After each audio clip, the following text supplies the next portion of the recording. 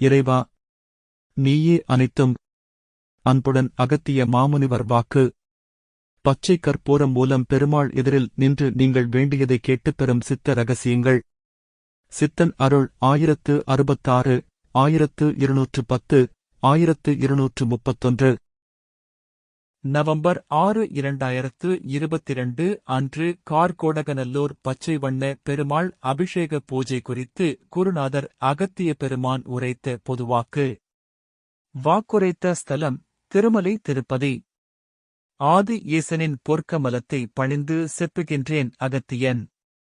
என்னுடைய ஆசிகள் நலமாக நலமாக. இன்னும் ஏராளம். பின் எதை எப்பொழுது செய்ய வேண்டும் என்று எதிர்நோக்குகின்றேனோ அப்பொழுதெல்லாம் யான் நிச்சயம் பல வழிகளிலும் கூட என் பக்தர்களை அழைத்து எங்கெங்கு செல்ல வேண்டும் என்பதை உணர்ந்து நிச்சயம் அங்கெல்லாம் பின் பன்மடங்கு நல்விதமாகவே உயர்வுகள் கொடுப்பேன். என்னுடைய பக்தர்களுக்கும் ஆசிர்வாதங்கள் தருகின்றேன். ஆனாலும் எப்படி நடந்து கொள்ள வேண்டும் என்பதையெல்லாம் முன்னதாகவே யான் சொல்லிவிட்டேன்.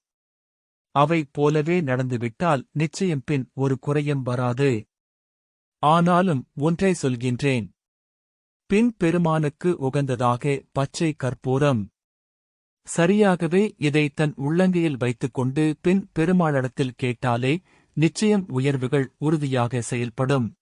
அதனால் பின் உயர்வான பச்சை கற்பூரத்தையும் நல்விதமாக சிறிதளவு கிராம்பையும் துளசியையும் உள்ளங்கையில் வைத்து பின் நல்விதமாக பெருமாளை வேண்டிக் கொண்டு, அதாவது பெருமாள் எதிரில் நிற்க வேண்டும்.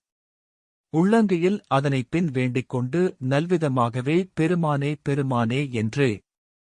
பெருமான் பொருள் ஒன்று என்பதை உணர்க. கொடு எதையென்று அறிந்து சரியாகவே பின் இவைதன் பின் பெருமானே பெருமானே என்றிருந்தால் அவன் நிச்சயம் நம்மிடத்தில் வருவான். ஏனென்றால் அவன்தனுக்கு பச்சை கற்பூரம் என்பது உயர்வானது. பெருமாள் எதிரில் அப்பொழுது நிதானித்து சிறிதளவு பின் வாயில் இட்டு மென்று தின்று வந்தாலே அவன் ஆசிர்வாதம் பரிபூரணமாக கிடைத்துவிடும். இது எல்லோருக்கும் சமமானது. இதனால்தான் இங்கும் கார்கோடகநல்லூர் அங்கே பெருமான் இருப்பான், அதாவது திருமலையில். பச்சை கற்பூரத்தை உள்ளங்கையில் வைத்து அவனிடத்தில், அதாவது 50 அடி தூரத்தில் கூட நின்றாலும் பெருமான் ஆசீர்வாதங்கள் பரிபூரணம். திருமலை திருப்பதியில் பெருமாள் தரிசனம் செய்யும் பொழுது.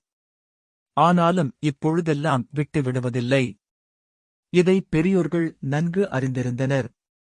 சொல்லிவிட்டேன். இதனால் நிச்சயம் காவேரி தன்னில் நீராடும். துலா ஸ்நானம் பொழுதும் இன்னும் சொல்கின்றேன்.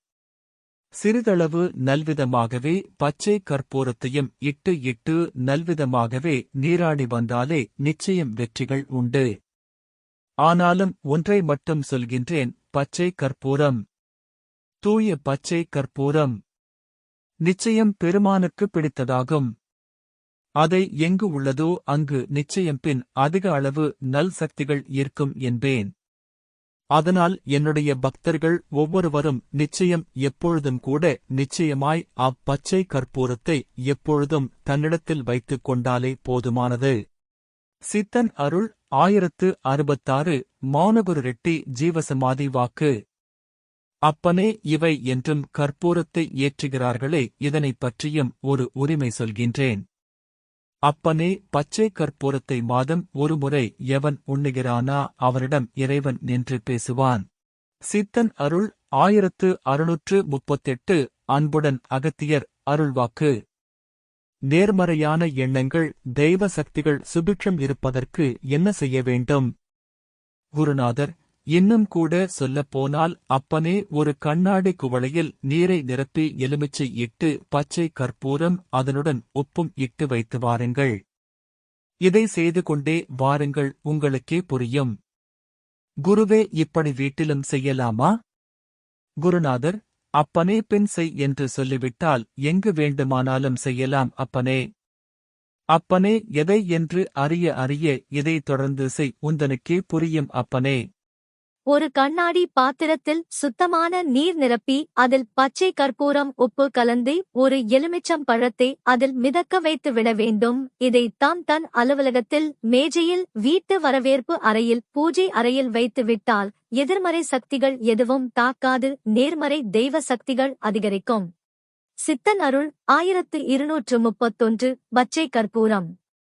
வணக்கம் அகத்திய மாமுனிவர் அடியவர்களே. பச்சை கற்பூரம் பற்றிய பதிவுகளும் வணிக சந்தையில் கிடைப்பவை மற்றும் நடந்தவை அனைத்தும் நீங்கள் அறிந்ததே. பச்சை கற்பூரம் பற்றிய சந்தேகமும் கருத்து வேறுபாடுகளும் இருந்தன. இவற்றிற்கெல்லாம் ஒரே தீர்வு நம் குருநாதரிடம் வாக்கு கேட்பதுதான் என்று தீர்மானித்து வாக்கு கேட்டபொழுது, அப்பனே, மகாராஷ்டிராவில் ஒரு முதியவன் இருக்கின்றான், அவனிடம் உண்மையான பச்சை கற்பூரம் இருக்கின்றது, அவனை நீங்களே தேடிச் செல்லுங்கள், அப்பொழுதுதான் அருமை தெரியும் என்று கூறியிருந்தார். அந்த முதியவரை பற்றிய தகவல் அறிந்து கொள்ள சித்தன் அருள் 1231 பச்சை கற்பூரம் என்ற பதிவை படிக்கவும். ஓம் அன்னை ஸ்ரீ லோபாமுத்ரா உடனுரை தந்தை அகத்திய மாமுனிவர் திருவடிகளில் சமர்ப்பணம். சர்வம் சிவார்ப்பணம்.